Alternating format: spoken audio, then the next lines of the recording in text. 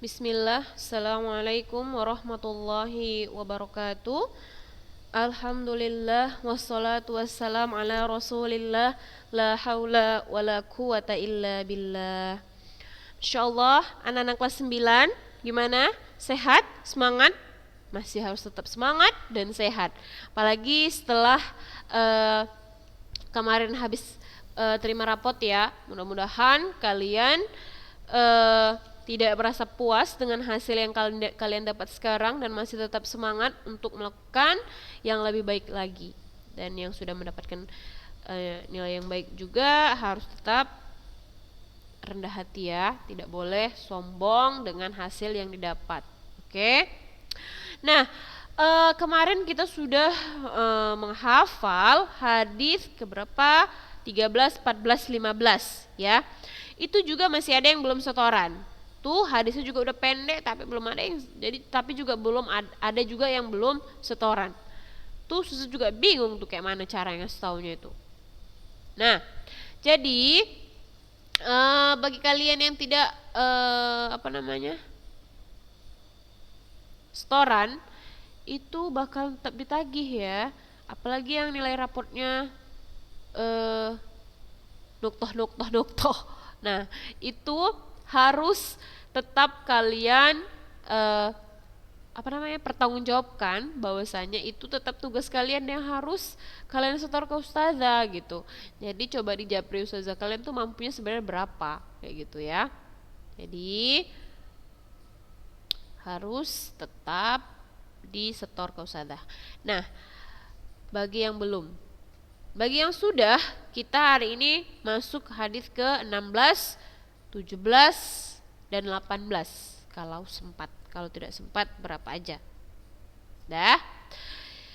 Kita usahakan sempat tapi ya. Karena ini hadisnya juga hadis kelas 7 kan, sudah dihafal. Tinggal murojaah aja. Udah, hadis ke-16. Masya Allah saghir jiddan. Tuh, lihat. Larangan marah. Hadis ke-16 judulnya larangan marah. Kita baca bismillah.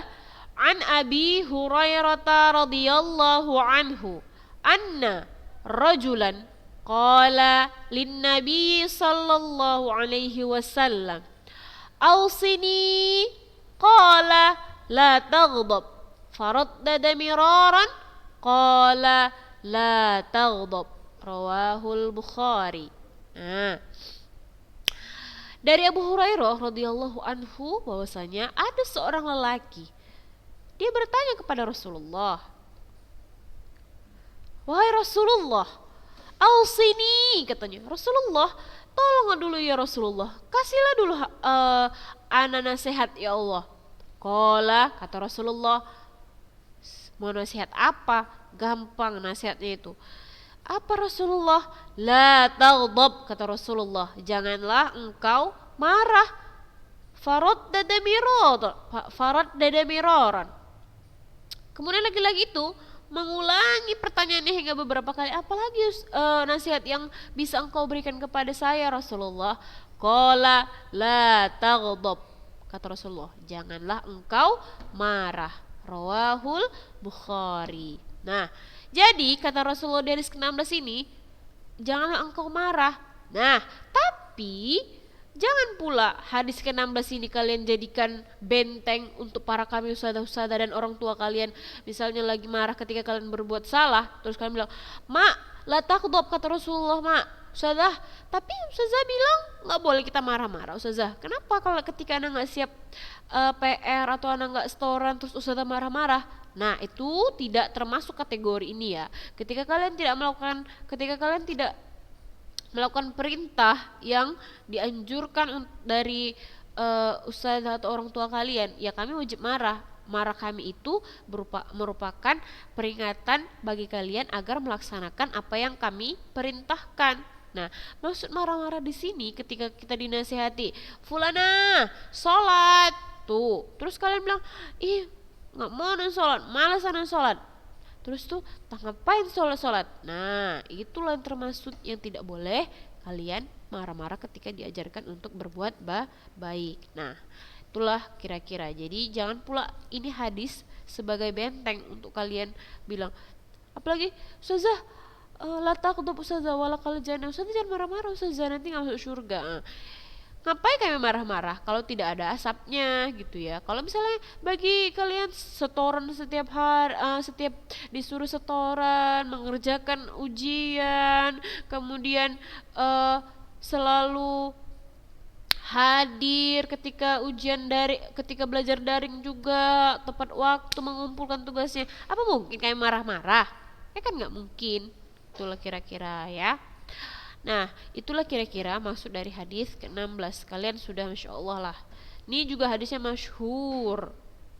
Anak TK juga belajar ini ya kan. Jadi anak kelas 9 Insya Allah lebih mudah untuk mengetahuinya seperti itu. Nah, kita masuk hadis ke-17. Menyayangi hewan. Bismillah. An Abi Ya'la Shaddad bin Ausin radhiyallahu anhu an Rasulillahi sallallahu alaihi wasallam qala inna Allaha katabal ihsana ala kulli syai' fa idza qataltum fa ahsinul qitlah wa idza dzabhtum fa ahsinudz dzibhah wal yuhidda ahadukum syafratah wal yurih dzabihatah rawahu Muslim. Dari Abu Ya'la Shaddad bin Aus radhiyallahu anhu bahwasanya Rasulullah sallallahu alaihi wasallam bersabda. Apa kata Rasulullah?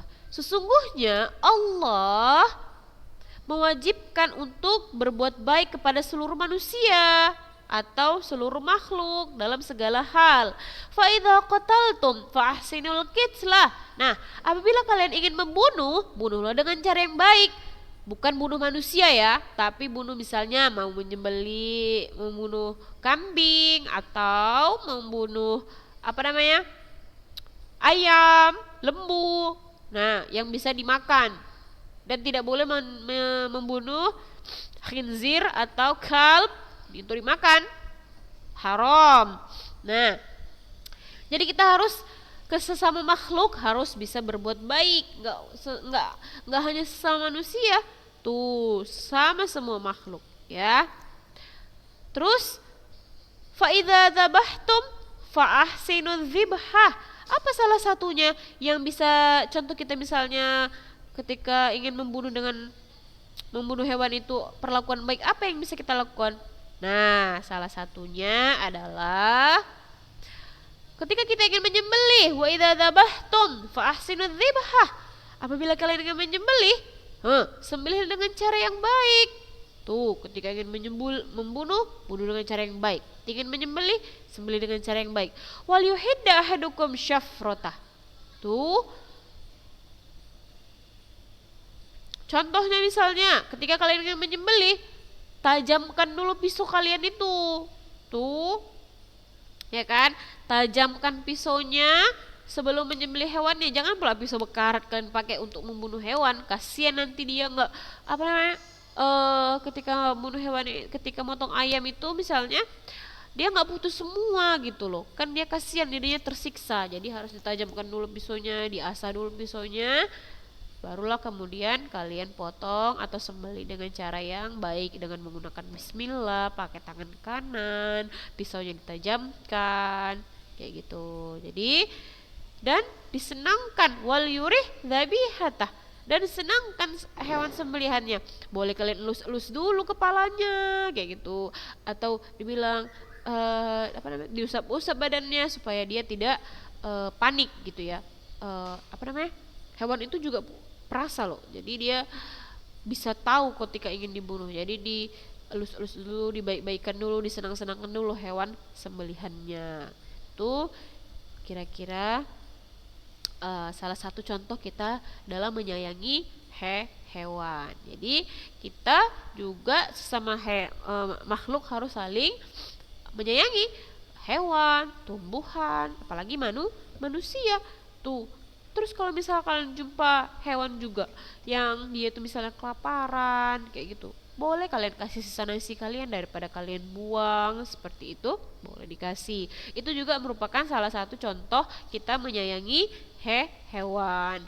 Terus kalian kasih minum, atau ketika hewan itu kehujanan, boleh kita teduhkan. Ketika dia ingin melahirkan, boleh dikasih tempat untuk dia melahirkan. Itu merupakan salah satu contoh kita dalam menyayangi hewan.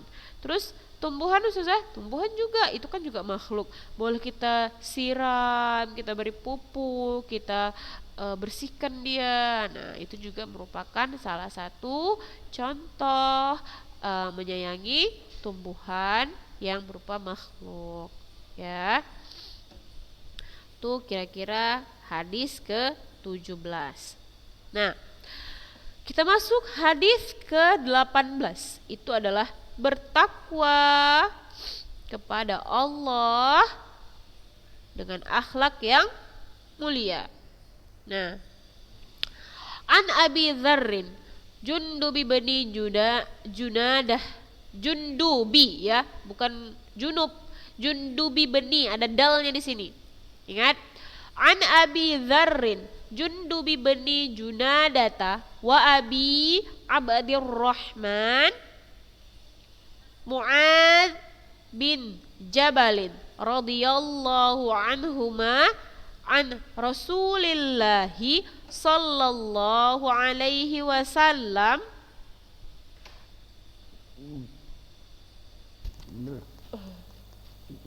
qala ittaqillaha haitsuma kunta wa atbi'is sayyi'atal hasanata tamhuha wa khaliqin nasa bi khuluqin hasan.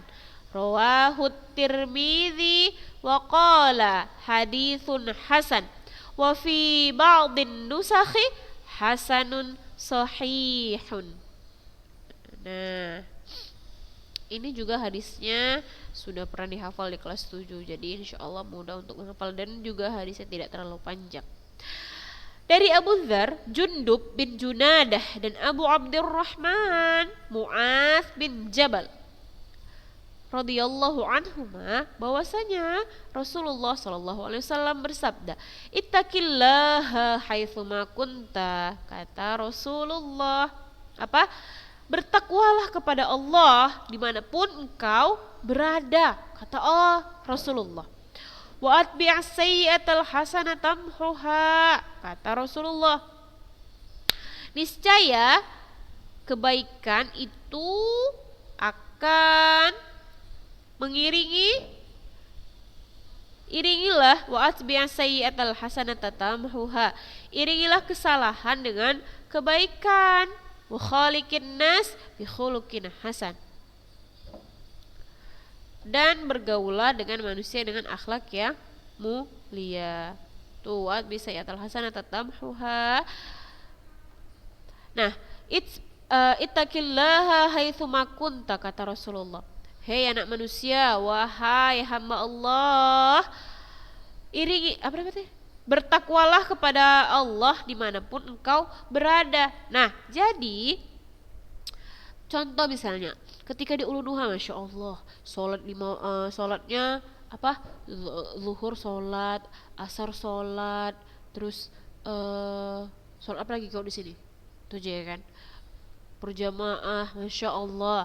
Terus tepat waktu juga ketika azan langsung sholat karena disuruh sholat karena sudah waktunya sholat.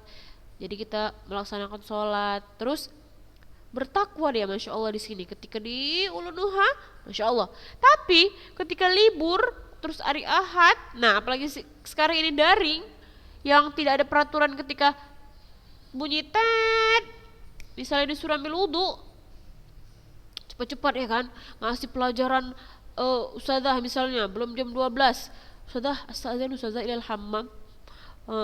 Mau berwudu, masya Allah banyak bergantian ambil wudu sebelum jam 12 istirahat supaya ketika sholat nanti tidak masbuk, ya kan, masya Allah bertakwa, masya Allah. Tapi ketika di rumah hari Ahad misalnya sholatnya oke lah telat, misalnya yang pertama. Baru yang kedua, ada yang tak sholat, la haula wala quwata illa billah, waliyadzubillah.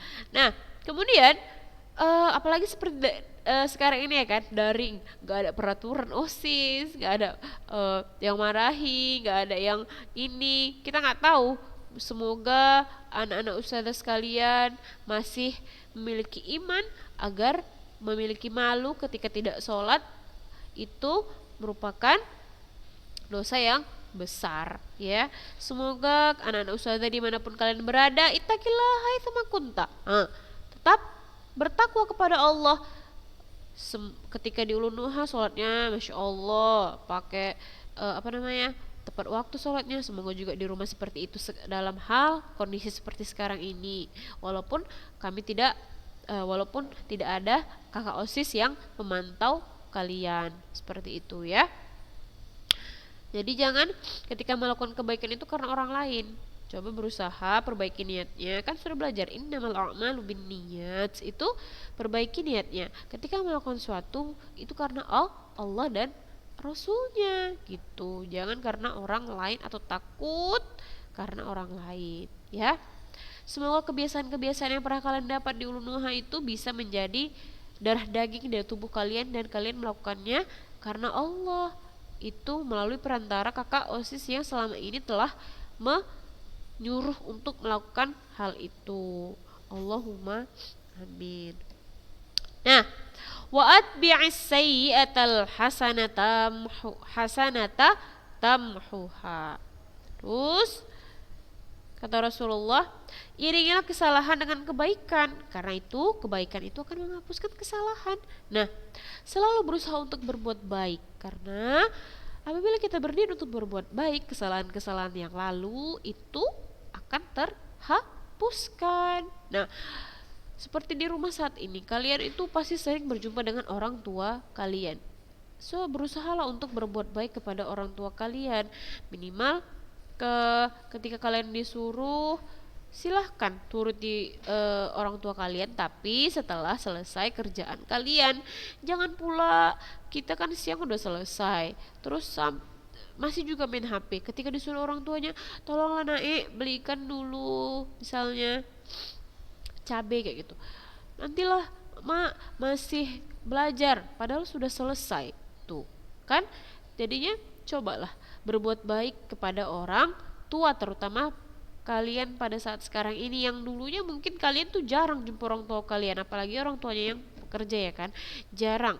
Nah, sekarang sering jumpa orang tua, berusaha untuk berbuat baik dan selalu menyenangkan hati orang tuanya. Seperti itu ya. Kalian kan sudah belajar adab, terus tauhid di sekolah. Jadi semoga kalian mengambil pelajaran apa yang kalian dapat selama ini, berusaha untuk diamalkan walaupun sedikit.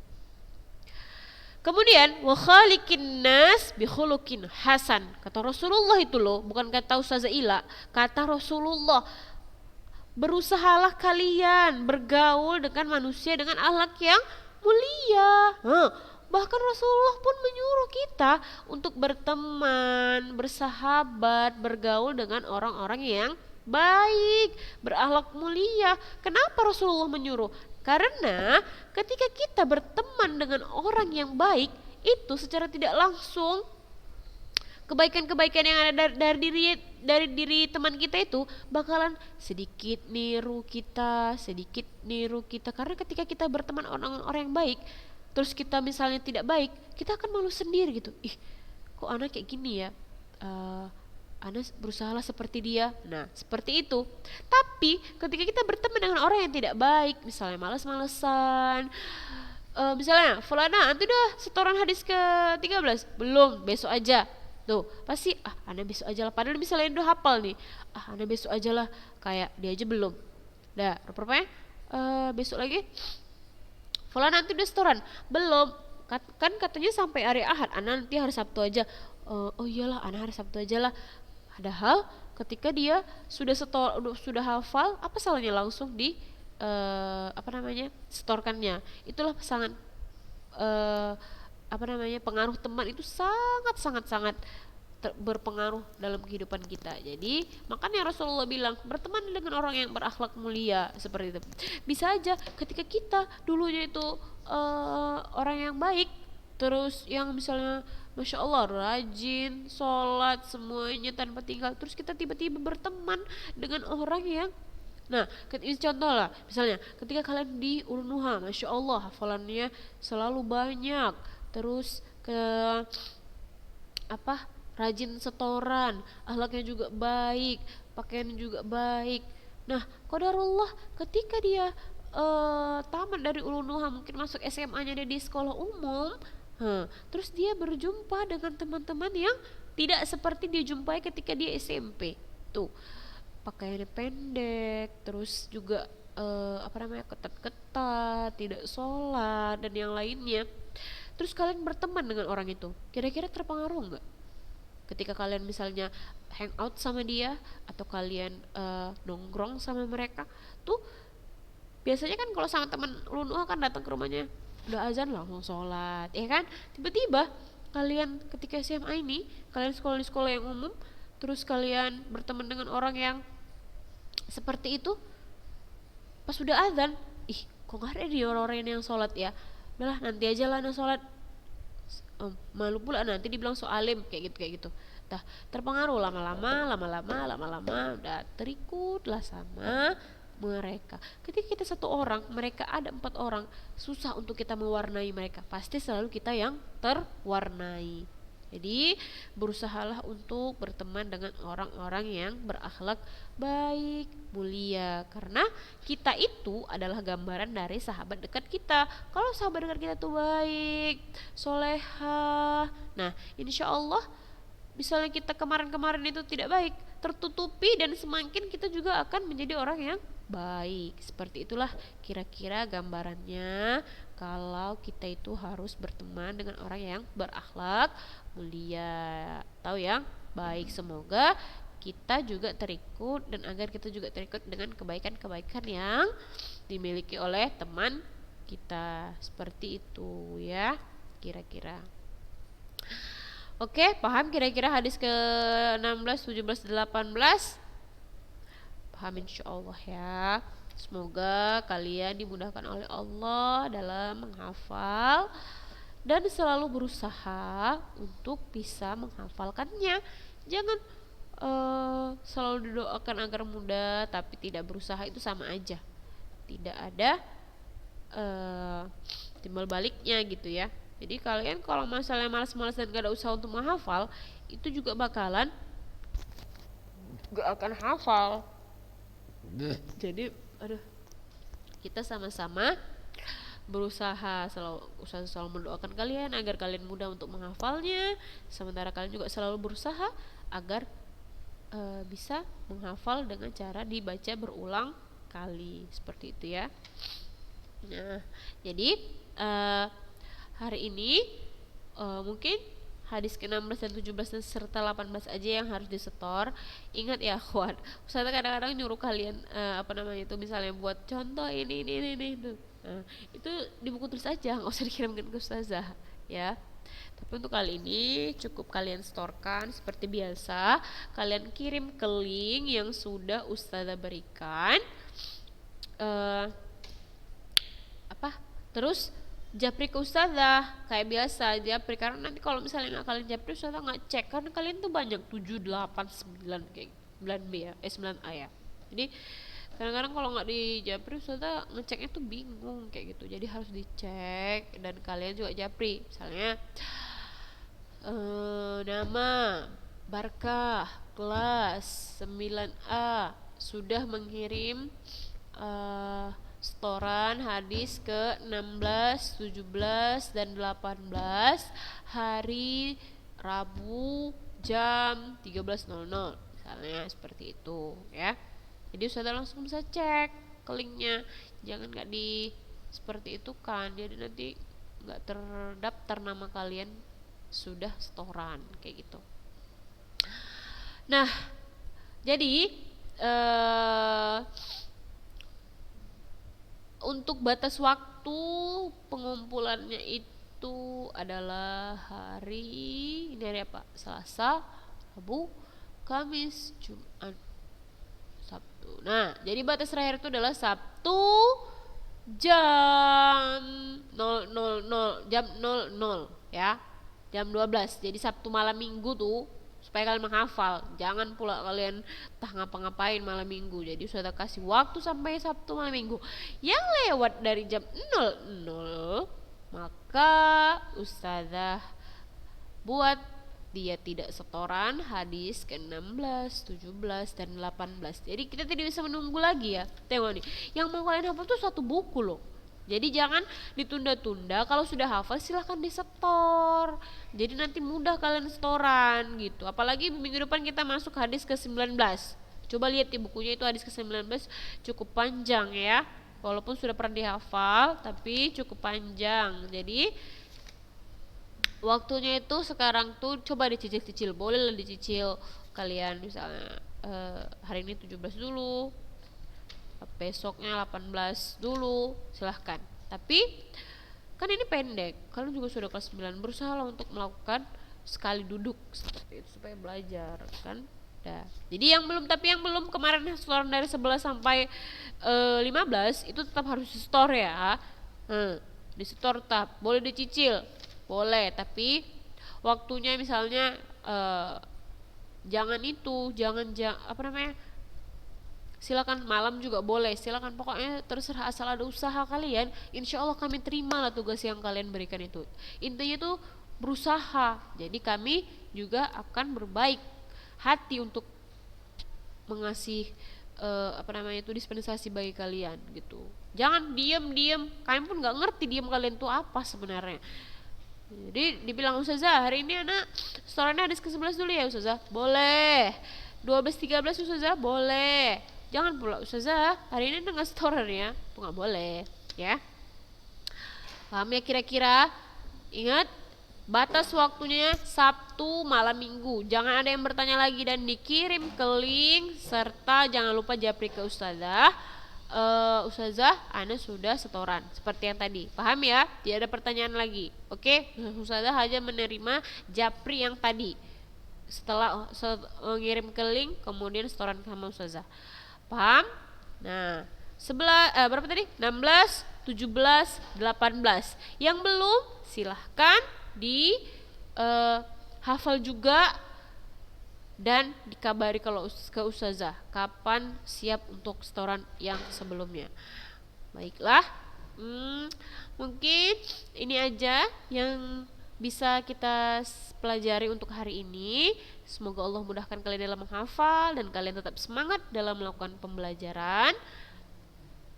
Subhanakallahumma bihamdika asyhadu an la ilaha illa anta astaghfiruka wa atubu ilaik. Assalamualaikum warahmatullahi wabarakatuh.